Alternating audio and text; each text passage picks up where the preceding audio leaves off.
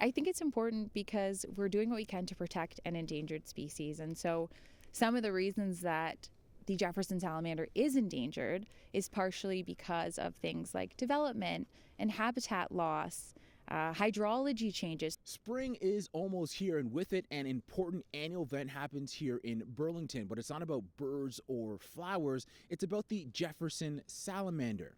Now, every year, these endangered species make the journey across this road to find a mate. And to protect them, the city is closing part of King Road. And so because we have their seasonal habitat, like their vernal pools, on both sides of King Road, if we didn't close the road, these salamanders, again, like I said, they're about this big, but that's not very large when you're a vehicle driving by.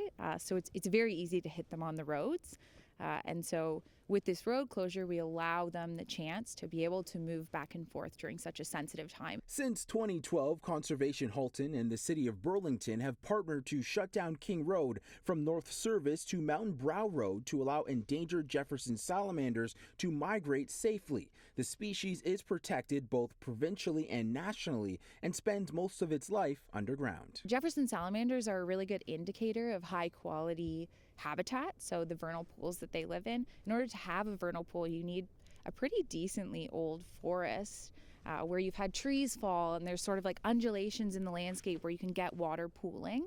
And so by protecting the Jefferson salamanders, we're protecting these really high quality forests that exist. They only emerge in early spring, migrating on rainy nights to the same pond where they were born. Experts are also hoping people will not bother the salamanders and allow them to cross on their own and give them space. Their skin can really uptake things that you have on. So if you have a really strong lotion, if you have bug spray, things like that, that can be harmful to a salamander. Their habitat is sensitive. So when you're walking in these areas, salamanders hide under leaf litter. So you could be stepping on endangered salamanders just by being interested in wanting to see them. The 12 to 20 centimeter long amphibians can live up to 30 years. King Road will reopen to traffic on April 9th once the salamanders have safely completed their migration.